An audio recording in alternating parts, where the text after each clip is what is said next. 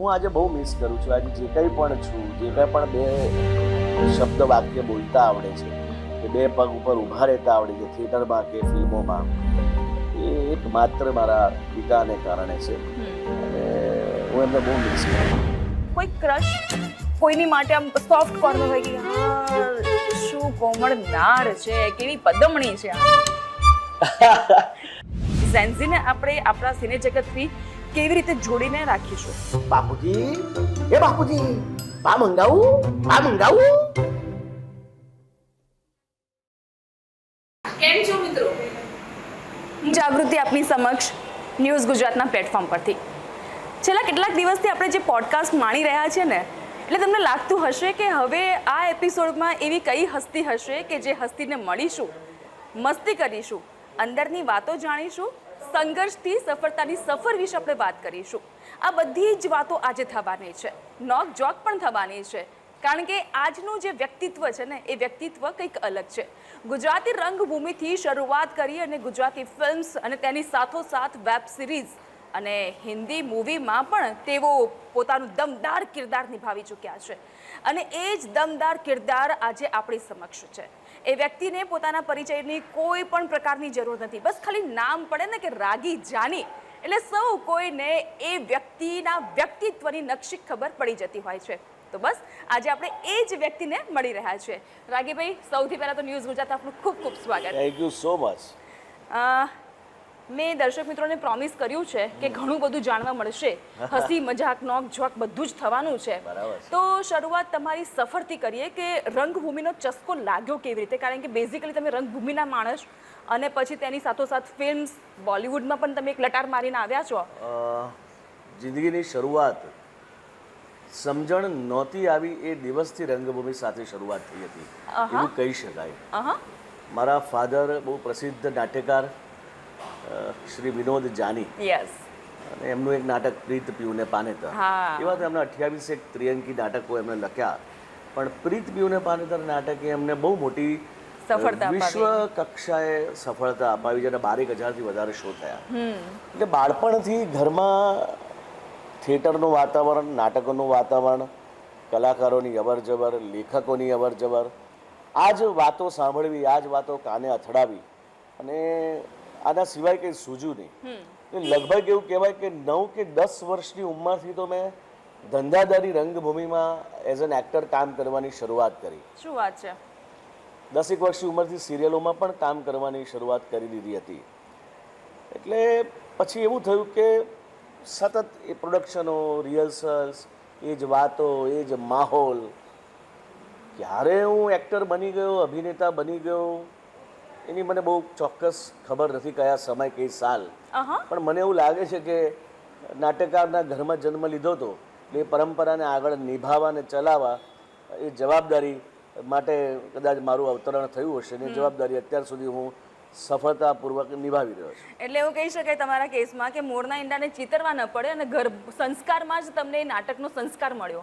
લગભગ એવું જ, એ સાચી વાત છે કે એવી રીતે જ શીખવા મળ્યું, એવી રીતે જ ઘડાવા મળ્યું. જોતા ગયા, શીખતા ગયા. સિનિયરો નાનામાં નાનું કામ કર્યું થિયેટરની અંદર, બેકસ્ટેજથી શરૂ કરીને એક્ટરોના કપડાને વાળવા, ઇસ્ત્રી કરવા, થિયેટર વાળવું, પાણી આપવું, સેટ લગાડવો, છોડવો, બહુ મહેનત, એટલે લેબર, એટલે જેને કહેવાય કે આપણે જાત તોડી નાખી હોય ત્યાં સુધીનું પણ કામ કર્યું. પણ એ કરવાની મજા બહુ અલગ હતી, કારણ કે એમાંથી શીખવા ઘણું મળે પાછું. હા, એટલે જે ઘટના સાથે, જે કામ સાથે તમારો પ્રેમ થાય ને એમાં તમને થાક ઓછો લાગે, એમાં સમયની સમજણ ન પડે એવું હોય. અને એ મારા જીવનમાં એવું બનતું ગયું ને અત્યારે ચાલે છે, ગો વિથ ધ ફ્લો. આપણે કોઈ પ્લાનિંગ સાથે જીવતા નથી, પણ આજે મજા પડી તો આજનું જીવ્યા, કાલનું બધું જોયું જશે.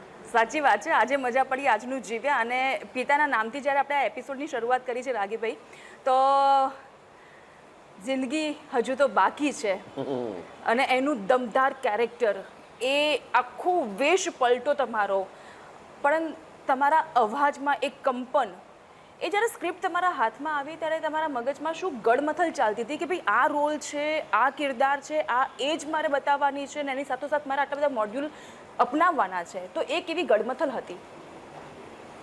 આ જે તમારો સવાલ છે ને એનો તમામ શ્રેય એ મારી નાની મોટી આ કેરેક્ટર પાત્ર માટેની સફળતાનો તમામ શ્રેય હું પ્રસિદ્ધ અભિનેતા દિગ્દર્શક નિર્માતા મેહુલ બુચને આપું છું. એનું કારણ એટલા માટે કે વાર્તા એમની લખેલી હતી, વિચાર રાજેન્દ્રભાઈ વ્યાસનો હતો જે આ ફિલ્મના નિર્માતા છે અને દિગ્દર્શક તરીકે પણ છે. એ બંને વડીલોએ સાથે મળીને સાથે નક્કી કર્યું કે આપણે રાગીને આ કિરદારમાં લેવો. કદાચ રાજેન્દ્રભાઈને એવું થયું હશે કે રાગીએ કોમેડી બહુ વધારે કર્યું છે અથવા એ 70-75 વર્ષનો નહીં દેખાય તો આપણે એને કેવી રીતે કરીશું, એ પાત્રને ન્યાય આપી શકશે કે નહીં આપી શકે, એ બોડી લેંગ્વેજ, એ વોઇસ મોડ્યુલેશન, એ તો પણ મેહુલભાઈને 100% એવો વિશ્વાસ, એકદમ પૂર્ણ વિશ્વાસ હતો કે રાગી કરશે. હા અને એ મારી જવાબદારી એવું એમને સ્વીકાર્યું. અને એક વખત મેહુલભાઈએ મને બોલાવ્યો, પછી વાર્તાનું નેરેશન થયું. અમે 3-4 કલાક ચાલુ ગાડી રાખીને, એમાં ગાડીમાં એસી ચાલુ રાખીને બંને જણા એરપોર્ટ પાસે બેઠા હતા, અમદાવાદ એરપોર્ટ. ત્યાં અમે આ બધું સ્ટોરી સાંભળી, નેરેશન સાંભળ્યું અને 2 મિનિટ માટે હું હલી ગયેલો કે આ પાત્રને ન્યાય આપવા માટેની મારામાં શક્તિ ખરી, હું કરી શકીશ. પણ એક બહુ સાદો અને સરસ નિયમ એવો છે કે જ્યારે સામેનો વ્યક્તિ તમારામાં વિશ્વાસ મૂકે ને ત્યારે હંમેશા તમારો વિશ્વાસ ડબલ બળ આપે. ઘણીવાર તમને પોતાને ખબર ના હોય કે મારામાં શું શક્તિ છે, હું આ કરી શકીશ કે નહીં કરી શકીશ, પણ સામેની વ્યક્તિ તમને એમ કહે ને કે તું જ આ કરી શકીશ, તારાથી જ આ થશે, તો એવું કોઈ એકાદ વાક્ય બોલનારું મળે ને એ પછી જીવન હોય કે અભિનય હોય પણ એમાં સફળતા મળે એવું હું માનું છું. અને મેહુલભાઈને હું આ નિમિત્તે આ ક્ષણે હું એમને વંદન કરું છું એક સિનિયર અભિનેતા તરીકે. એમની પાસેથી પણ હું ઘણું શીખ્યો છું. અને પછી તો બધું છે ને હું લગભગ જ્યારે રોલિંગ એક્શન બોલાય ને ત્યારે બધું મહાદેવ પર છોડી દેતો હોઉં છું. અચ્છા, એ જે કરાવે ને એ સાચું. તો એ જે તમારો વકીલનો કિરદાર છે અને એ જે ફાઇટ તમે આપી રહ્યા છો એ જ વોઇસ મોડ્યુલ સાથે એકાદું જો સંવાદ થઈ જાય. એમાં એવું છે કે હા, એમાં અવાજનો કરામતો ઘણી છે પણ તારે મારે ડાયલોગ અત્યારે યાદ કરું એક એવો ડાયલોગ છે કે સૂર્યાસ્ત સંધ્યા કેવી જોવી ગમે એવી ઘટનાઓ છે, શું માણસના જીવનનો સૂર્યાસ્ત અને સંધ્યા જોવા ગમે એવા ના બની શકે. મેં આ પાત્રમાં છે ને ડબિંગમાં બહુ મહેનત કરી, કારણ કે હું નેચરલ બોલું તો એ બહુ જુદું લાગે છે. તો મને તો મારે એ જ પકડવા માટે કંઈક જુદું કરવું પડશે. થોડોક એ પણ ડર હતો કે બહુ આર્ટિફિશિયલ ના થઈ જાય કે કદાચ જુદું લાગે લોકોને, પણ કનેક્ટ થયું, લોકોને ગમ્યું. અને મને પોતાને મારી જાત સાથે પ્રયોગો કરવાનું બહુ ગમે છે. હા, લોકો એ તો કરે જ છે આપણી સાથે, પણ આપણને પણ આપણી જાત સાથે પ્રયોગ, આપણે આ કરવું એમ, ચાલો ને કરીએ ને. આપણે ફોડવાની તો કોકના ખભે જ બંદૂક છે ને, આપણને જે બોલાવે, આપણું જે કાસ્ટિંગ કરે, જોખમ એને છે, આપણે એવું માનવું. એ પણ બરાબર ફૂટી બધું કેમ બરાબર છે.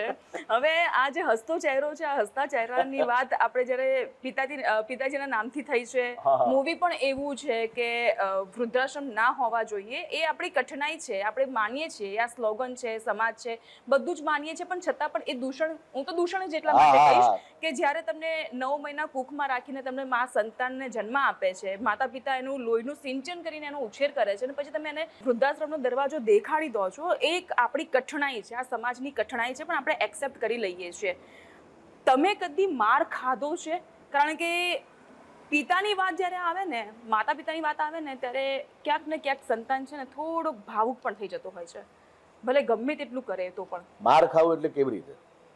ફિઝિકલી માર ખાવું, તમારા કામમાં કોઈક હોય અને તમને શબ્દોના બાણ મારીને તમને સમજાવવા. મારા ફાધરે, હા, મારા ફાધર છે ને સમજાવતા ઓછું, મારતા ખૂબ.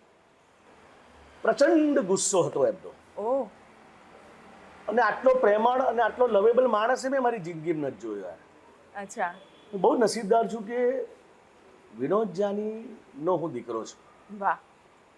જ્યારે મારી સભ્યતા ના હોય, થિયેટર પ્રત્યેની કદાચ ઉંમરના એવો યંગ હતો ને નાનો હતો ને, એ પડાવને કારણે હું મારી ડિસિપ્લિનમાં અભાવ આવે કે તોફાન મસ્તીને કારણે કે કંઈક મારાથી ચૂક થઈ હોય, કંઈક એવું બોલાઈ ગયું હોય, ત્યારે મારા ફાધરે મને બહુ બેફામ મારતા હતા. બેફામ એટલે એક પોલીસ ડિપાર્ટમેન્ટનો વ્યક્તિ કોઈ ગુનેગારને મારે ને એ કક્ષાનો મને માર પડેલો છે. બાપરે બાપ. પણ એ કામ માટે, એ સભ્યતા માટે, થિયેટર માટે, થિયેટરના એથિક્સ માટે. અને એ રાત્રે એ જ બાપ એ મને પગે વિક્સ બી લગાડી આપે, આયોડેક્સ બી લગાડી આપે ને રાત્રે ભેટીને સૂઈ પણ જાય. વાહ. હું તમને બહુ સાચું કહું ને, એ માર નહોતો યાર. એ એક એવા જીવનનો પાઠ હતો ને, એ થપ્પડો ને એ લાફાઓમાં એક એવો અવાજ હતો કે બેટા મને બહુ ચિંતા છે કે તું કોઈ ખોટા માર્ગે જતો રહે, ખોટા રસ્તે ચડી જાય. એ માણસને કદાચ એ મારી પ્રત્યેની પોઝિટિવ ચિંતા હશે અને કદાચ એ ફિઝિકલી મારીને સમજી શકતા હશે. અમારી બંને વચ્ચે બહુ ડિબેટ થતી, ખૂબ ચર્ચાઓ કરતા હતા અમે બંને જણા. મને બહુ શીખવા મળ્યું એમની પાસેથી. મારી જિંદગીમાં મેં ઉત્તમ મિત્ર ગુમાયો મારા બાપને ગુમાયા પછી. શ્રેષ્ઠ મિત્ર. કારણ કે દીકરી માટે એવું હોય કે ફર્સ્ટ હીરો તો ફાધર, અને દીકરા માટે એવું હોય કે પહેલો મિત્ર તો એ બાપ. મારા માટે તો મિત્ર બાપ જ હતો. કારણ કે હું જે ક્ષેત્રમાં છું, હું જે ફિલ્ડમાં છું, એને સમજી શકનાર, એની બારીકાઈઓને જાણવા કે ચર્ચાઓ કોની પાસે કરું? માં બિચારી સાંભળે પણ હું કહું એ સ્વીકારી લે. બાપ સ્વીકારે નહીં, એ ડિબેટ કરે. એ ક્યારેક મારી ટીકા પણ બહુ કરે અને એ ટીકામાં મને એટલો બધો આનંદ આવે. એમને મને ક્યારે આમ નથી છાપરે ચડાયો, એમને સમજાયો છે ને ત્યાં પછી એમ કે ત્યાં બહુ ખરાબ કરી એક્ટિંગ યાર, તારે આવું ન કરવું જોઈએ. હા, આવું પણ કહેતા મને. પણ હું આજે બહુ મિસ કરું છું. આજે જે કંઈ પણ છું, જે કંઈ પણ બે શબ્દ વાક્ય બોલતા આવડે છે, કે બે પગ ઉપર ઊભા રહેતા આવડે છે થિયેટરમાં કે ફિલ્મોમાં, એ એક માત્ર મારા પિતાને કારણે છે. અને હું એમને બહુ મિસ કરું છું યાર. કે એ માર, એ વર્ડ, એ પ્રેમ, એ મોહબ્બત હવે મને કોઈ બોલાવતું નથી, હવે કોઈ મને ફોન નથી કરતું. આજે હું મુંબઈ બેઠો છું તો દિવસમાં 10 ફોન આવી ગયા કે બેટા તું પહોંચ્યો કે નહીં, બેટા ત્યાં ખાધું કે નહીં. પત્ની બિચારી કરે ફોન, એનો પ્રેમ જુદો હોય. પણ બાપની તોલે કોઈ ના આવી શકે. અવાજ સાંભળ્યાને આજે 20 વર્ષ થયા. એટલે ક્યારેક એમના યુટ્યુબ ઉપર કે ફોનમાં વિડીયો ઓન કરું ને એમનો વોઇસ સાંભળું તો મને મજા આવે. સાચી વાત છે. કારણ કે માતા પિતાને ગુમાવ્યા પછીનું એ જે દુઃખ હોય છે અને ખાલી જગ્યા હોય છે એ કોઈ ભરી ન શકે. અને તો ખ્યાલ જ છે આપણને. વર્સેટાઇલ તમે અલગ અલગ ઝોનમાં કામ કર્યું છે, અલગ અલગ ઝોનર્સના થિયેટર્સ હોય કે પછી મૂવીઝ હોય, એ તમે બધું જ કરેલું છે. પોતાની જાતને ઢાળો છો કેવી રીતે? કારણ કે ક્યાંક તમે કોમેડી કરતા જુઓ છો, કોમેડી કરો એટલે ભરપૂર કોમેડી કે દર્શકોના ગાલ તમારા દુખી જાય, અને એકદમ સિરિયસ એકદમ હોય ગંભીર, ધીર ગંભીર વાળો રોલ તો એ પણ તમે બખૂબી નિભાવો છો, અને વિલનનું કેરેક્ટર હોય તો એ પણ થઈ જાય. હું છે ને આમ ડિરેક્ટરનો એક્ટર છું. હું ઘરેથી જાતે બધું નક્કી કરી નથી જતો ફ્લોર ઉપર કે મારે આમ જ કરવું કે આમ જ કરવું. મેં વ્યક્તિગત જીવનમાં અને અભિનેતા તરીકે મારી જાતને ક્યારે ફ્રેમ નથી કરી કે મારે મારા આ જ ઢાંચામાં કે મારી આ જ ફ્રેમમાં મારે જીવવું છે, અથવા મારે હું આમ જ કરીશ, અથવા મારે આમ જ કરવું જોઈએ. હું વ્યક્તિએ બદલાયો છું. હું વાતોએ બદલાયો છું. તમારી સાથે બેસું તો હું તમારા જેવો થઈ શકું. હું મારા 75 અને 78 વર્ષના ભાઈબંધો છે આજે. હા છે.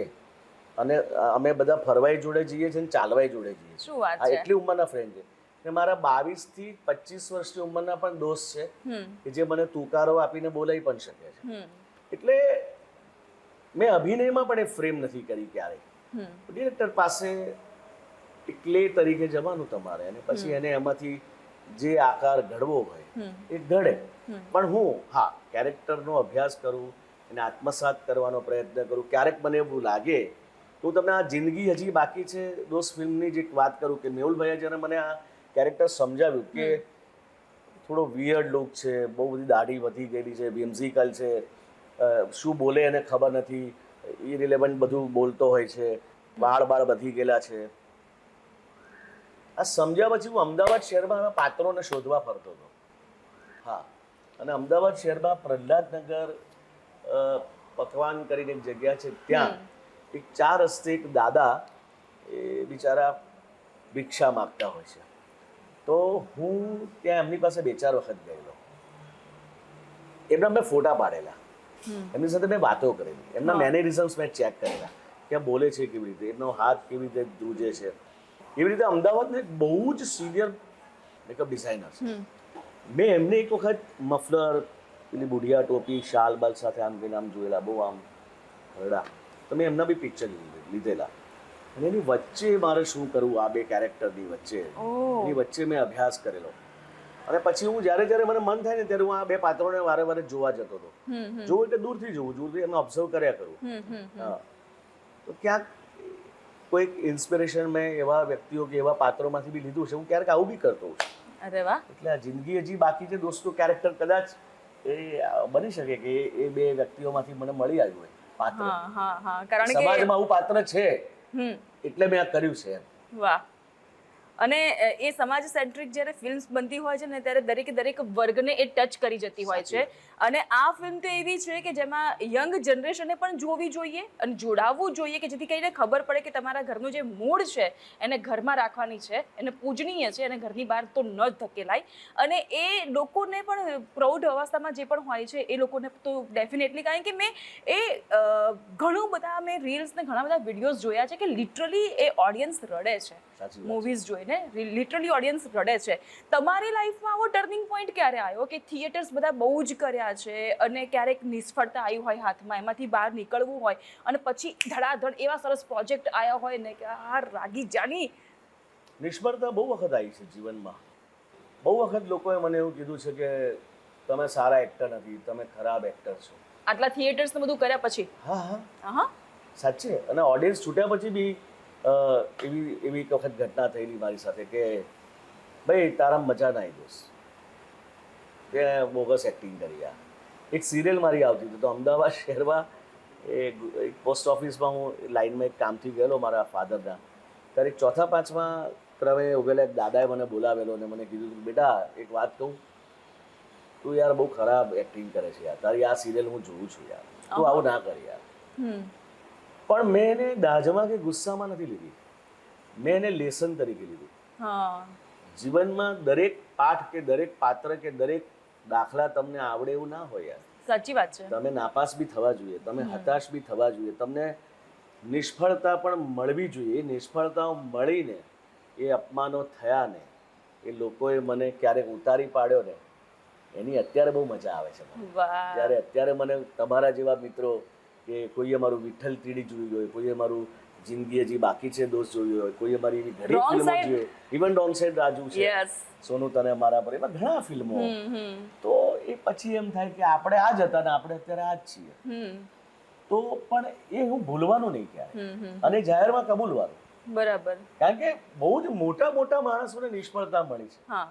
એ પછી બચ્ચન સાહેબ હોય કે એવા દુનિયાના મહાન અભિનેતાઓ હોય, એ નિષ્ફળતાઓ દરેકની સાથે વણાયેલી છે અને એને સ્વીકારવાનું, એની મજા લેવાની. સાચી વાત. ક્યારેક એવો દિવસ આવશે ને કે મને જ્યારે કોઈ નહીં ઓળખે, ત્યારે કોઈ મારી સામે પણ નહીં જોવે, ક્યારેક કોઈક એવું બી પૂછશે કે એમ તમે એક્ટર હતા, એ અત્યારથી હું તૈયાર છું એના માટે. અચ્છા. એ સતત એ ઝેનમાં ને ઝોનમાં જીવવાની જરૂર નથી. આ તો ચકડોળ છે, નીચેથી લઈ ગયું ઉપરથી ત્યાં જ આવવાનું છે. સાચી વાત. અહીંથી જ્યારે શરૂ થયા ને, એ લોકો જ્યારે સાથે હતા ને, એને ન ભૂલવા. સાચી વાત. ફરીને પાછું ત્યાં જ આવશે, પાછું મારે રહેવાનું એ લોકો સાથે છે. આ તો ક્રમ છે, આવે સફળતા આવે ને નિષ્ફળતા હોય. અવોર્ડ વિનર રોંગ સાઈડ રાજુથી લઈને તમે ઘણી બધી એવી મૂવીઝ કરી છે, વેબ સિરીઝ વિઠ્ઠલ તીડી, તમે એનું નામ પણ લીધું, અને આ પ્રસંગ તો ખાસ ચોટદાર છે કારણ કે હવે પ્લેટફોર્મ ગુજરાતી સિનેમા હવે વેબ સિરીઝ પણ કરતું થયું છે, ઓટીટી પ્લેટફોર્મ પણ હવે આવી ગયું છે, એટલે ઘણા બધા બેનિફિટ્સ મળી રહ્યા છે. પણ વિઠ્ઠલ તીડીનો યાદગાર પ્રસંગ કહો મને કે એ તમારી માટે કેવું રહ્યું? વિઠ્ઠલ તીડીનો યાદગાર, એ આખી સિરીઝ જ યાદગાર છે. એમાં 2-3 મારા અંગત લવ છે એ પ્રોજેક્ટ સાથે. એક તો જે કોમ્યુનિટીમાંથી હું આવું છું, એ કોમ્યુનિટીનું મને પાત્ર ભજવવા મળ્યું. બીજી વાત કે મને મહાદેવ સાથેની રિલેશનની વાત હતી, શિવ ઉપાસનાની વાત હતી. હું પરમ શિવ ભક્ત છું, ચુસ્ત શિવ ભક્ત છું. કદાચ તમારા પોડકાસ્ટ દરમિયાન મારી વાતે મહાદેવ બહુ વારંવાર આવશે, એ કદાચ રિપીટેશન બી લાગે, પણ એનો મને અફસોસ નથી, કારણ કે એનું રટણ સતત હોય છે મારા મોઢે ને મારા જીભે. એટલે બીજું એટ્રેક્શન એ હતું. ત્રીજું એટ્રેક્શન, મેં જે કેરેક્ટર કર્યું છે ને, એ સેમ મારા ગ્રાન્ડફાધર હતા. અચ્છા. હા. અને મેં એમને આવી રીતે જોયેલા. એ મહાદેવના મંદિરમાં પૂજારી તરીકે નોકરી કરતા, બહુ સામાન્ય પરિસ્થિતિ, આર્થિક દ્રષ્ટિએ ખૂબ ગરીબાઈ, અને એ રીતે એમને મેં જે રીતે મેનેરિઝમ્સ જોયેલા ને, એટલે મને એવું થયેલું કે આ પાત્ર કરીને હું મારા ગ્રાન્ડ ફાધરને શ્રદ્ધાંજલિ અર્પણ કરું. અને ક્યારેક છે ને સરસ પ્રોજેક્ટનો, સારી વાતનો એક કાળ અને ચોકડિયું હોય છે, એ થતા થઈ જાય, ફરીથી હું એ કરવા જાઉં ને તે હવે મારાથી નાશ થાય. એટલે વિઠ્ઠલ તીડીનું પાત્ર એ તો માત્ર શિવના આશીર્વાદ જ છે. શું વાત છે! માત્ર એટલે જ તો કહે છે ને કે જે કરવું હોય ને કરો, પણ મન ને મહાદેવ કે ને કરો. વાહ! આપણે માયાનગરી મુંબઈમાં અત્યારે છીએ અને અમદાવાદમાં તમે રહો છો, પ્રોજેક્ટ માટે તમારે સ્વિચ ઓન સ્વિચ ઓફ થવું પડતું હોય છે, પરંતુ હવે થિયેટર્સ, ગુજરાતી સિનેમા અને બોલિવૂડની લટાર, શું તમને તફાવત દેખાયો આ ત્રણેય પ્લેટફોર્મ માટે થઈને? ત્રણેય માધ્યમ મને તો બહુ ગમે છે, કારણ કે મને તો ત્રણેય માધ્યમે સફળતા અને પૈસા, આ ત્રણેય માધ્યમે મને આપ્યા છે. પણ વધારે રંગભૂમિ સાથેનો પ્રેમ એટલા માટે કે શરૂઆત ત્યાંથી થઈ, પાયાનું ઘડતર ત્યાંથી થયું. આપણે જે કંઈ પણ આર્થિક સંપન્ન થયા કે કોઈ 2-5-10 લોકો ઓળખતા થયા, એ રંગભૂમિને કારણે થયા. એ પહેલો પ્રેમ ક્યારે ભૂલાય નહીં રંગભૂમિનો, એટલે પહેલો તો એ જ ગમે. પછી સિરિયલો સાથે જોડાવાનું થયું. સિરિયલોએ મને, નાટકમાં તમારે તો લોકો જોવા આવે ત્યારે તમને ઓળખે, સિરિયલોમાં તમે ઘરે ઘરે જઈ શકો. તો એવી રીતે થોડો વ્યાપ વધ્યો. પછી ગુજરાતી સિનેમા સાથે જોડાવાનો વારો આવ્યો, તો આપણે એમાં પણ ગયા. એટલે કેવું, આપણે એમાં કોઈ બધા બંધનો નથી રાખ્યા કે આપણે માત્ર ફિલ્મો જ કરવી કે માત્ર નાટકો જ કરવા. જે સમયે જે મળે, જે કામ મળે, કારણ કે એક્ટરને ક્યારેય બહુ ચોઇસ જેવું હોતું નથી. આ ઇનસિક્યોર બિઝનેસ છે. આજે મારી પાસે કામ છે, કાલે શું છે એની મને ખબર નથી. એટલે જે મળે તે કરવું, સારું મળે તે કરવું, પોતાનું માન સન્માન જળવાય અને પોતાનું કેરેક્ટર જળવાઈ રહે એવું કામ કરવું. બરાબર છે. અને આજ સુધી ચાલ્યું છે. કાલ તો પછી ખબર નથી શું થશે. બરાબર છે.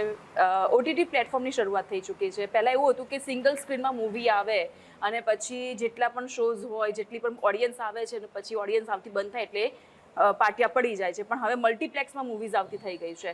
તો સિંગલ સ્ક્રીનથી મલ્ટીપ્લેક્સ તરફ આપણે ગુજરાતી સિનેમા હવે દેખીતી થઈ ગઈ છે.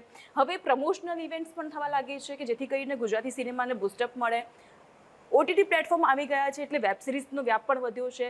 તો એક કલાકાર તરીકે તમે આ જે બદલાવ છે, આ જે વ્યાપ વધી રહ્યા છે, એને કેવી રીતે જુઓ છો? બહુ સારી રીતે, એટલા માટે કે જે ફિલ્મો બને છે, એક વખત રિલીઝ થાય, એ કદાચ 5-10 વીક, 15 વીક સુધી ચાલે પણ ખરી, સફળતા પણ મળે, પૈસા પણ મળે. પછી એ ફિલ્મ ફરીવાર જોવી હોય તો તમારી પાસે કોઈ બીજો એવો સ્કોપ નથી. તો એવી વખતે તમે એ ફિલ્મને ઓટીટી પર વેચી શકો છો, તમને એમાંય પૈસા મળે છે, અને પછી એ આજીવન સચવાઈ રહે છે. આજીવન તમે જોઈ શકો. આજે તમે અમેરિકા રહેતા હોય ને, તમારે ધારો કે વિઠ્ઠલ તીડી જોવું હોય કે કોઈ એવી ફિલ્મ જોવી હોય મારી કે કોઈ બીજા એક્ટરની, તો તમે બેઠા બેઠા તમારા ઘરના સોફામાં બેઠા બેઠા એ ફિલ્મ તમે જોઈ શકશો એક જ સેકન્ડમાં. એ ઓટીટીનો પ્રતાપ છે. ઓટીટી પૈસા પણ સારા આપે છે. એટલે ફિલ્મોને એક સપોર્ટ મળી રહ્યો છે ઓટીટી પ્લેટફોર્મનો કે ભાઈ ચાલો સબસિડી તો મળવાની જ છે, પણ સાથે સાથે ઓટીટીમાં પણ આપણી જે પ્રોડક્શન વેલ્યુ છે એને અનુરૂપ 10 લાખ, 15 લાખ, 25 લાખ, વોટ એવર, પછી જેવા એક્ટર્સ ને જેવું પ્રોડક્શન તમારું, એક બીજો બેકઅપ એ પણ છે. એટલે ઓટીટીમાં વેબ સિરીઝો કેટલી સુંદર બને છે. પણ ઓટીટીમાં કેવું છે કે થોડુંક જે રીતે અમુક કામ થઈ રહ્યું છે એ અમુક યુથ કે અમુક લોકો ખોટા રસ્તે ન જાય અથવા ખોટું એમાંથી કોઈ પ્રેરણા ન લે, એનું બનાવનારે પણ ધ્યાન રાખવું જોઈએ. બધા જ પ્રકારો સાચા જ છે. અભિનયના તમામ પ્રકારો કોઈ ખરાબ ખોટા નથી, પણ એ પ્રકારનો પોઈન્ટ ઓફ વ્યૂ અલગ હોય અને એવી રીતે પ્રેઝન્ટ કરવામાં આવે તો કદાચ મને એવું લાગે છે કે એ સસ્ટેન થઈ શકે. અથવા એટલે ઓટીટીને તો હું સલામ મારું છું કે એના થકી બહુ મોટું કામ બી થઈ રહ્યું છે. સૌથી વધારે દિલની નજીક હોય એવું તમારું કયું પાત્ર? જો કે તમે જે ખંતથી કામ કરો છો એટલે બધા જ પાત્ર તમને લગોલગ હોય, પણ સૌથી વધારે તમને ગમતું હોય કે આ પાત્ર મારા દિલથી બહુ જ લગોલગ છે, એવું કયું પાત્ર છે અને એવું કયું પાત્ર ભજવવાની ઈચ્છા છે તમને? મારું એક પાત્ર છે જે મારું વિશ્વ પ્રસિદ્ધ નાટક પ્રીત પીયુને પાનેતર, જેમાં મેં 35 વર્ષ 22 વર્ષના બાબાનું એક કેરેક્ટર કર્યું હતું. મારા ફાધરનું જ પ્રોડક્શન, મારું પોતાનું, અમે લોકો જે નાટકના નિર્માતા, અને એના બહુ બધા શો થયા, પણ એ નાટકથી મારી શરૂઆત કમર્શિયલ થિયેટરમાં થઈ અને એ નાટકે મને બહુ સફળતા આપી. લોકો, હું તમને બહુ સાચું કહું, મને લોકો બહુ પ્રેમ કરતા થયા, વ્યક્તિઓ, બધા મિત્રો. એ નાટકથી બહુ જ લોકો, સાવ અજાણ્યા લોકો મારા એટલા બધા મિત્રો બન્યા, એટલા બધા લોકો પ્રેમ કરતા થયા, એટલા બધા લોકો ઓળખતા થયા અને એટલા બધા લોકો મને યાદ કરે ને તો કેટલી બધી મજા પડે. તમને એક આખો સમુદાય કોઈ એક વ્યક્તિને પ્રેમ કરતો હોય કે કોઈ એક મળે તો લોકો તમને જોઈને રાજી થાય, તમને જોઈને ખુશ થાય, આનાથી મોટી વાત કઈ છે હોઈ શકે? એ પછી તો બધા સિરિયલોમાં, નાટક, બીજી ફિલ્મોમાં બધા અઢળક પાત્રો છે. એમ તો મારું આ જિંદગી હજુ બાકી છે દોસ્તનું બહુ પ્રિય પાત્ર છે, વિઠ્ઠલ ટીડી પ્રિય પાત્ર છે, સોનું તને મારા પર ભરોસો નહીં, વરભદ્રાઓ સાવધાન, રોંગ સાઈડ રાજુ, એવી તો લગભગ 100 ફિલ્મો છે.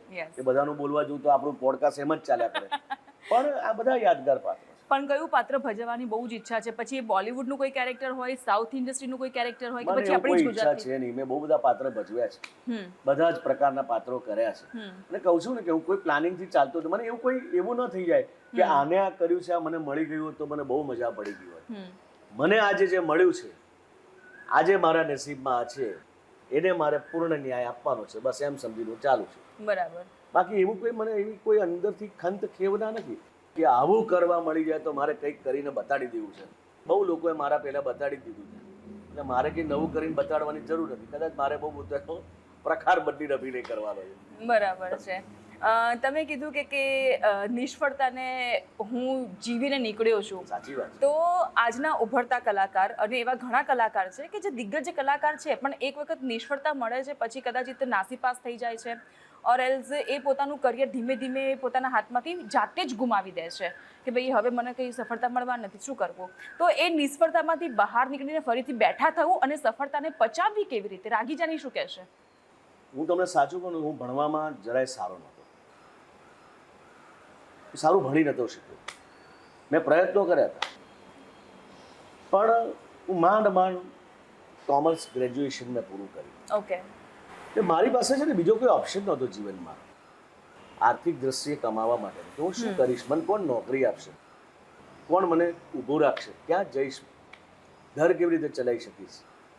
તો એક ચિંતા એવી હતી. તો મને એવી ખબર પડી કે મને આ એક્ટિંગ આપણને આવડે છે થોડું ઘણું, લોકોને સ્વીકારે છે આપણને, ચાલો એમાં કોન્સન્ટ્રેટ કરીએ, કેમ કરીને ચાલો. પણ જે લોકો નિષ્ફળ થાય છે, અસફળતા મળે છે, એ લોકોએ એટલી નિરાશ થવાની જરૂર નથી.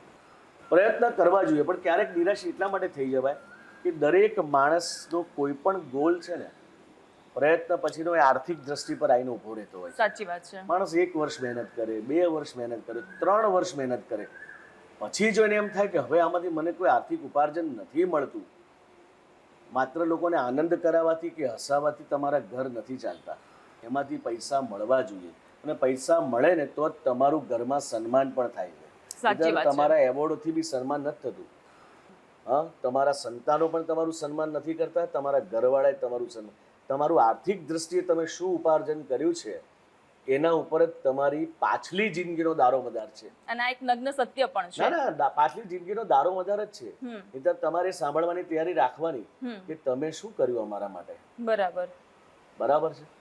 એ ક્યારેક આવા નિષ્ફળ થયેલા માણસો થાકીને આ કારણોસર કદાચ ખસી જતા હશે, પણ હું એમ કહું કે ક્યાંક ભગવાન તમને સફળતા આપે ને આપશે એવું મને એવું, હું તો પોઝિટિવ બોલું. પછી થાકી બાકી મહાદેવ જોઈ લેશે. બસ માત્ર. રાઘવભાઈ, જ્યારે સ્ટેજ ઉપર આપણે જતા હોઈએ, જે ફ્લોર ઉપર આપણે જઈએ ને આપણે આપણા કિરદારમાં હોઈએ, આપણે સંવાદનું બધું કરતા હોય, આપણે કરતા હોઈએ, ડાયલોગનું બધું ચાલતું હોય, કોઈક એવી ભૂલ થઈ હોય કે જેના કારણે એ ભૂલ કોઈકના ગુસ્સામાં નહીં પણ એકદમ મજેદાર ભૂલ બની ગઈ હોય? બહુ વાત થઈ છે. તો એકાદો કોઈ કિસ્સો સંભળાવો. ઘણા બધા કિસ્સાઓ છે એવા કે જેમાં મારી ભૂલને કારણે નાટક હેરાન થયું હોય, કે મારા કારણે મેં બહુ વહેલી એન્ટ્રી કરી નાખી હોય, મારી એન્ટ્રી આવતી હોય 15 મિનિટ પછી હું વહેલો આવી ગયો હોઉં, હું ક્યાંક એવું સમજી ગયું કે મારું પાત્ર એક્ઝિટ થઈ ગયું, પતી ગયું છે, અને હું કપડાં બદલીને થિયેટરની બહાર ફરતો હોઉં અને કોઈ બોલાવા આવેલો તારી તો એન્ટ્રી બાકી છે, લે તું કા બહાર ફરે છે ભાઈ, એવું પણ બન્યું હોય. ક્યારેક એટલો કોન્ફિડન્સ હોય કે આપણે આના 400-500 શો કર્યા છે, આપણને તો બધું યાદ જ હોય ને, એમ કે જેવી એન્ટ્રી કરવી બ્લેન્ક થઈ જવું, મને કંઈ જ યાદ ના આવે, શું કરવું. પછી જેમ આડે ટેડા ડાયલોગ બોલવાના શરૂ કરું, બાજુનો કો એક્ટર તમને એક્ઝેક્ટ લાઈન પર લાઈને ઊભું રાખે, એટલે આવા તો બધા બહુ ઇન્સિડન્ટ્સ થતા હોય છે કારણ કે રોજ એ દિવસ આજે છે ને હું તમને એક વાત કરું કે આજે મારો શો ચાલુ થવાનો હોય ફોર એક્ઝામ્પલ અને મારી એન્ટ્રી જ થવાની, જો મારા ઘરેથી ફોન આવે કે તમારી પત્નીની તબિયત બગડી છે તો તમારા ફાધર સિરિયસ છે, તો એવે વખતે એક્ટિંગ કરવી બહુ અઘરી પડે. સાચી વાત છે. અને આ હ્યુમન છે, આ સ્વિચ ઓન ઓફ ઘટના નથી, આ પ્રોસેસમાં આવવું પડે. પર પાત્રમાં જવાની વાત છે. બધા જ પ્રોબ્લેમો બધું જ ભૂલીને તમે લોકોને મજા કરાવવા આવ્યા છો, હસાવવા આવ્યા છો. તમને દુઃખી થવાનો કોઈ રાઈટ નથી કારણ કે લોકો તમને પૈસા ખર્ચીને જોવા માટે આવે છે. એ તમારા રોદડા સાંભળવા નથી આવતું. Show must go on. તમારા ઘરે ગમે તેવી પરિસ્થિતિ હોય તમારે એ દિવસે પરફોર્મ કરવું જ પડે. એટલે બહુ બધા પ્રોબ્લેમ કે મારે હવે આ તો તમે થોડીક આડ વાત કરું તો મારા ફાધર એક્સપાયર થઈ ગયા ત્યારે હું શૂટિંગમાં હતો, મારા મધર એક્સપાયર થઈ ગયા ત્યારે પણ હું શૂટિંગમાં હતો, મારા દીકરાને ઓપન હાર્ટ સર્જરી ચાલતી હતી ત્યારે પણ હું શૂટિંગમાં હતો, મારી વાઈફને એડમિટ કરી હતી ત્યારે બી હું શૂટિંગમાં હતો. હવે આ બધું કોને કહેવા જવાનું? આ બધું કોની પાસે? રોજ થોડા રોજડા રડે. આપણે થોડું ઇમોશન્સ ઉઘરાવવાનું કામ કરીએ છીએ અને સામેનો વ્યક્તિ એકાદ વખત તમને સાંભળે પછી કંટાળે, એ મજા લેવા આવ્યો છે તમારી. સાચી વાત છે. પણ એ વખતે પડદો ખોલ્યા પછી કે એક્શન રોલિંગ બોલાયા પછી તો તમારે કરવું જ પડે, તમારી જવાબદારી. એ વખતે કેવી ગડમથલ ચાલતી હોય ને કે સામે ઓડિયન્સ છે, ભલે હું એક મજેદાર કિરદાર કરતો તો મારે લોકોને હસાવા છે પણ અંદરથી તો હું રડી રહ્યો છું, હું કંટ્રોલ કરી રહ્યો છું મારી ફિલિંગ્સ પર. અને આવું બધા જ એક્ટરો સાથે થયું છે, થયું જ હોય છે. ખાલી એ લોકોને તમારે નોક કરવું પડે બોલાવવા માટે, એટલે બોલવા માટે. મારી જેમ અત્યારે જેમ તમે નથી પૂછ્યું તો બોલવા માંડ્યો ને હું છે ને, જે પ્રશ્ન જ તમે નથી કર્યો એનોય મેં તમને જવાબ આપ્યો. એ મારા અંદર રમતું હોય, એ તમને સાંભળવું હોય કે ના સાંભળવું એની સાથે મારે કોઈ લેવા દેવા જ નથી, પણ હું બોલ્યો તમારી પાસે એટલે મને એવું થયું મેં તમને કહી દીધું, તમે સાંભળી લીધું. તો આવું દરેક એક્ટરમાં હૃદયમાં એક આવી રમત ચાલતું જ હોય છે. બહારથી લોકોને બહુ મજા પડે કે આ લોકોને તો જલસા જ હોય ને યાર, ફિલ્મ લાઈફમાં છે, લોકોને બધું ફરવા મળે, જોવા મળે, ખાવા પીવા મળે. એવું નથી. અમારી સવાર 5 વાગે પડે છે ને અમારી રાત્રે 1-2 વાગે થાય છે. ઓફિસ 11 વાગે શરૂ થાય ને 5:30 ઘરે જતો રહે માણસ. અમારે એવું નથી હોતું. સાચી વાત છે. એટલે જ મનોરંજન જગત આપણું ગુજરાતી સિનેમા આટલું ઉજળું છે કે જ્યાં આવા કલાકારો આપણી સમક્ષ છે અને પોતાનો લોહી પરસેવો પાડીને તમારા માટે એ પોતાની જ જાતને કેપેબલ બનાવે છે કે જેથી કરીને તમે જે રૂપિયા પૈસા ખર્ચીને તમે જાઓ છો થિયેટર સુધી નાટક જોવા કે મૂવી જોવા, પણ એ તમને હસાવે છે, તમને રડાવે પણ છે, પોતાના કિરદારની એ એક મહેનત છે. રાગીભાઈ, એક સવાલ એ પણ આવે છે કે તમારો જોલી નેચર છે. ઓફ કેમેરા જ્યારે આપણે વાત કરતા હતા તમારો જોલી નેચર છે.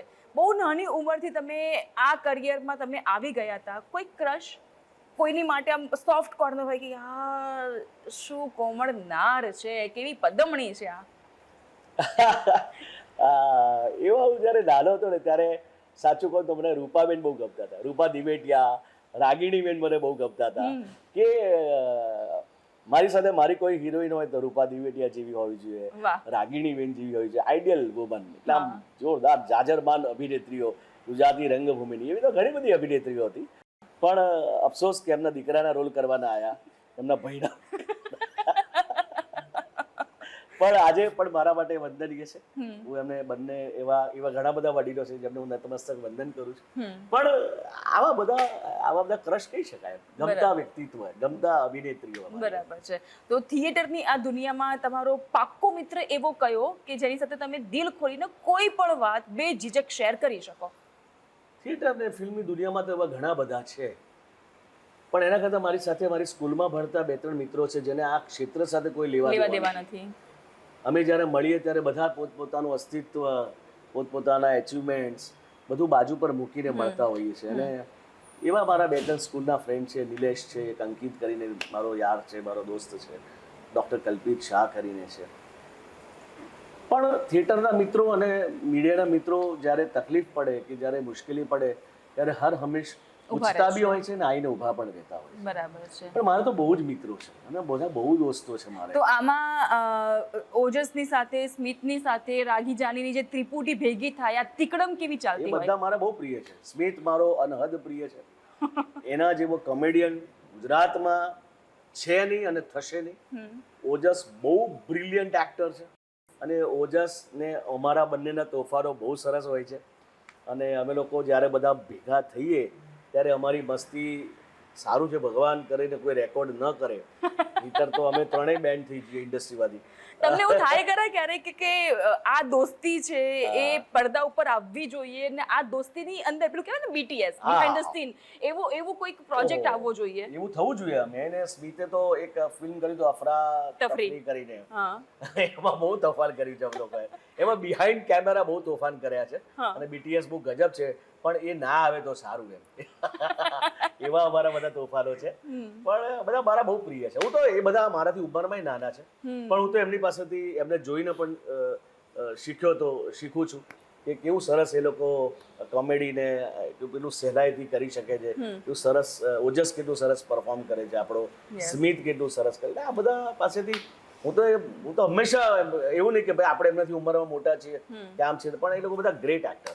સાચી વાત છે. હવે ઉંમરની જ્યારે વાત કાઢી જ છે તો રાગીભાઈ 52 વર્ષ કમ્પ્લીટ કરી ચૂક્યા છો અને આ ફિટનેસ અને તમારી અંદરની એનર્જી લાવો છો ક્યાંથી? કારણ કે 52 વર્ષ થાય ને એટલે એક ગુજરાતી જીવ હોય ને એ ક્યાંક થોડુંક હાલત ડોલત થઈ જાય, અને અમદાવાદ અને મુંબઈની દુનિયાની વચ્ચે જ્યારે એને અપડાઉન કરવું પડતું હોય છે ને ત્યારે એ એનું શરીર પર થોડુંક સાથ આપવાનું બંધ કરી દેતું હોય છે. તો આ એનર્જી ક્યાંથી આવે છે? જો એક તો છે ને, પહેલા ફૂડ ઉપરનો કંટ્રોલ બહુ જરૂરી છે.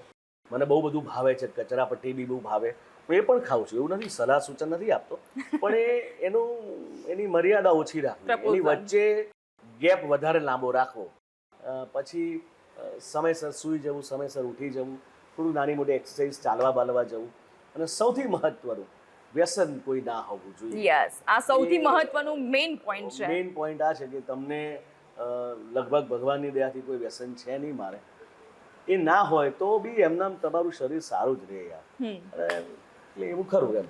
બરાબર છે. તમે કીધું કે વિઠ્ઠલ ટીરેનું જે પાત્ર છે તમારું, તમારા દાદાને તમે સમર્પિત કર્યું છે અને શ્રદ્ધાંજલિ ખરા અર્થમાં તમે આપી છે. ધારો કે હવે તમારા જેવો એક એક્ટર ગુજરાતી સિનેમાને થિયેટરને મળ્યો છે, હવે તમારી ઉપર જો કોઈ બાયોગ્રાફી બને છે તો તમને પોતાને એ બાયોગ્રાફીમાં કયા પ્રકારનો રોલ કરવાની ઈચ્છા થાય? બાયોગ્રાફીમાં મારા મને બહુ બધા કેરેક્ટર કર્યા છે ને મેં, બહુ બધા વેરિએશન્સ કર્યા છે ને મેં, પણ ક્યાં રાગી નથી પરફોર્મ કર્યો, એ પાત્ર પરફોર્મ કર્યા છે.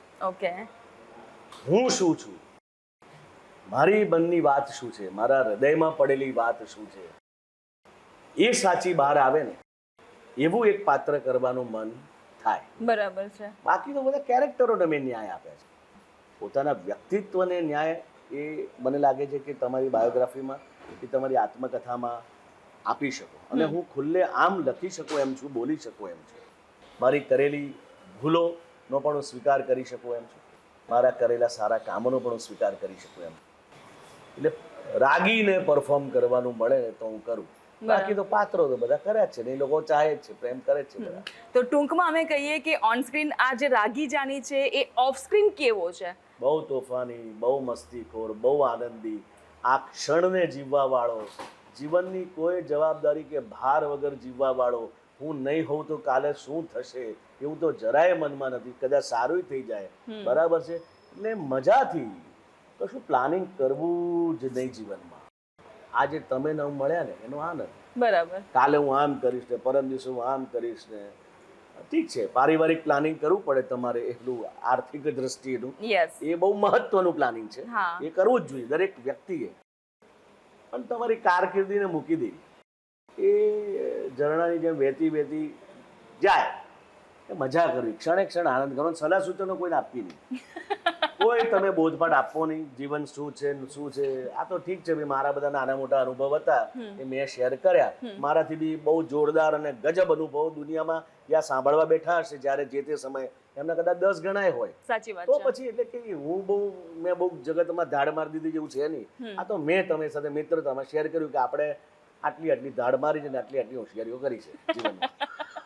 રાગીભાઈ, તમે દિગ્ગજ પીઢ કલાકાર અને એક્ટ્રેસીસ સાથે પણ કામ કર્યું છે, તમે આજની ઉભરતી યંગસ્ટર્સ સાથે પણ કામ કરી રહ્યા છો, તો આજની યંગસ્ટર્સને લઈને તમને ગુજરાતી સિને જગત કેવું લાગી રહ્યું છે કે આગળ એનું ભાવિ કેવું છે? બહુ ગજબ છે, અત્યંત અદ્ભુત છે. અત્યારનું જે યુથ, અત્યારના director, writer, editor, music director, કો એક્ટર્સ જે યંગ આવેલા છે એ લોકો બધું શીખીને આવ્યા છે, ટેકનોલોજી જાણીને આવ્યા છે, ભણીને આવ્યા છે. એટલે એ લોકો પાસેથી હું બહુ બધું શીખી રહ્યો છું. ફિલ્મો કેવી રીતે ટેકનિકલી પરફોર્મ કરવું, કેવી રીતે ડાયલોગ બોલવા, એ 22-23 વર્ષના છોકરાઓથી લઈને 30-32 વર્ષના યુવાનો એ એટલું ગજબ કામ કરી રહ્યા છે. અત્યારે તમે જો આપણી ઇન્ડસ્ટ્રીમાં જે રીતે ફિલ્મો બને છે, જે રીતે તમને એમ લાગે કે તમારે કોઈ સાઉથમાં જવાની જરૂર નથી, કોઈ તમારે Mumbai film industry, Hindi film ઇન્ડસ્ટ્રીમાં જવાની જરૂર નથી. આજે હિન્દીના એક્ટર, સાઉથના લોકો એ ગુજરાતી સિનેમામાં કામ કરવા આવી રહ્યા છે. ટેકનિકલ વિભાગ હોય કે અભિનયનો વિભાગ હોય, એ બધા આપણી સાથે જોડાઈ રહ્યા છે. તો આનાથી મોટી વાત કઈ હોઈ શકે? આ સુવર્ણ દિવસ જ ચાલી રહ્યા છે ગુજરાતી સિનેમાના, અને એનો હું ભાગ છું, એનો એક વિદ્યાર્થી છું, એનો મને આનંદ છે. અપકમિંગ પ્રોજેક્ટ્સ બધા 4-5 ફિલ્મો છે બધા. એક તો નવું સરસ એક ફિલ્મ આવશે, પણ મારાથી એનાઉન્સ નહીં થાય એની નામ. એમાં ખૂબ પ્રસિદ્ધ અભિનેતા હિતેનભાઈ છે, હિતેન કુમાર, જેને દુનિયા હિતેન કુમારના નામથી ઓળખે છે, એ છે. પછી બીજા 2-3 ફિલ્મો આવી રહ્યા છે જેના હજુ ટાઇટલના બધી અસમંજસ ચાલી રહી છે, પણ લગભગ 4-5 ફિલ્મો હજુ આવશે. એટલે રાગી જાનીનો ધમાકો એ જ હજુ ચાલુ, અમને લોકોને મજાની કરાવશે. ચાલશે. બરાબર છે. રાગીભાઈ, હવે આ ઝેન્ઝી છે એને આપણે કનેક્ટેડ રાખવું છે. સાઉથની જે ફિલ્મ બની રહી છે, બોલિવૂડમાં રીમેક પણ થઈ રહી છે, બોલિવૂડના નવા કોન્સેપ્ટ પણ આવી રહ્યા છે. ઝેન્ઝીને આપણે આપણા સિને જગતથી કેવી રીતે જોડીને રાખીશું? જો એ લોકો ફિલ્મો જોવા તો આવે છે, એવું નથી કે નથી આવતા. હા, પણ એમના વિચારોને જે ગમતું હોય, એમને જે ગમતું હોય એ બતાડીને મેસેજ ઓરિએન્ટેડ ફિલ્મો તમે બનાવો ને, કે ભાઈ હું તમને આજે સ્ટ્રોંગ લેંગ્વેજમાં કહું ને તો એ તમને નહીં ગમે, પણ હું તમારી સાથે લાઇટર વિન્ડમાં કોઈ એવી વાત કહીને અહીંથી જતો રહીશ ને, તો ગયા પછી તમને એમ થશે કે યાર હમણાં રાગીભાઈ આ બોલીને ગયા ને 10 મિનિટ પહેલા, ક્યાં વાત યાર, આ મને ખબર જ નથી, મારે સમજવા જેવું છે. તો એ ફિલ્મો દ્વારા થઈ જ રહ્યો છે પ્રકાર. આજે તમે કહો છો કે આ યુવાન કે જેન્ઝી કે શું કહો છો, એ પ્રકારના યુવાન મિત્રો સાથે, એટલે ગુજરાતી સિનેમાને લવ કરતા થયા છે. આજે હું જોઉં છું તો 20-22 વર્ષના છોકરા છોકરીઓ ગુજરાતી સિનેમામાં આવે છે. એટલે આપણી આ જીતની શરૂઆત થઈ ગઈ છે. આપણે જીતી રહ્યા છીએ. એટલે હવે ઝંડો ગાડી દીધો છે, હવે ઝંડો લહેરાશે ને એમને આગળ વધતા જશે. તો તમારો એ જે ધીર ગંભીર ચહેરો છે કે તમારો જે ડાયલોગ બાજી છે એ તો માણી, પરંતુ હવે આ એપિસોડના અંતે ન્યૂઝ ગુજરાતના દર્શક મિત્રો, જે તમને જોઈ રહ્યા છે ગુજરાતની જનતા, એની માટે કંઈક એવું કોમેડી ઝોનરનો સંવાદ થઈ જાય કે આ રાગી જાનીએ દિલો દિમાગ ઉપર જો ભૂસાયો બી હોય, ભૂસાય તો નહીં જ, ભૂસાયો હોય તો ફરી પાછું આવી જાય. કોમેડીમાં એવું છે કે ગીવ એન્ડ ટેકની ઘટના હોય, એટલે મને સામે કોઈ એક્ટર જોઈએ. એકલું બોલીશ તે રિલેશન ખબર નહીં પડે. સિરિયસ ડાયલોગ બોલી શકાય કદાચ 2 મિનિટનો, 3 મિનિટનો, 4 મિનિટનો, પણ કોમેડી માટે એક ગીવ એન્ડ ટેક હોય, ફટ એવી રીતે હોય. એટલે એ જરાક એક આ ક્ષણે મારે પરફોર્મ કરવું ને મારા માટે જરાક અઘરું થશે. અને એટલી બધી ફિલ્મો કરી છે, એટલા બધા નાટકો કર્યા છે ને, એમાંથી કયો બોલો ડાયલોગ એ મને અત્યારે સ્કીપ થઈ ગયું છે. પણ ક્યારેક એવું હશે તો તમને રેકોર્ડ કરીને મોકલી આપીશ, તમે આ તમારા પોડકાસ્ટમાં મૂકી શકશો. કોઈ એક્ટર સાથે બેસીને એ ટુકડો પરફોર્મ કરીને તમને મોકલી આપીશ. ઓકે, સારું. ચલો હું હવે એવું કહી દઉં કે અફરાતફરીનો કોઈક સિક્વન્સ છે, તો અફરાતફરીના સિક્વન્સને લઈને તમે ધારો કે પેલો બાપુજી, એ બાપુજી બા મંગાવું. હવે અત્યારે મેં આ કર્યું તમને ખબર નહીં પડે, પણ કોમેડીમાં એવું હોય કે આનાથી ખબર ના પડે. એ વખતે બીજા કોઈ એક્ટર્સ એ બાપુજી સામે હોય તો કોમેડી ફૂટે. બાકી કોમેડી એકલી મિમિક્રી વસ્તુ જુદી છે.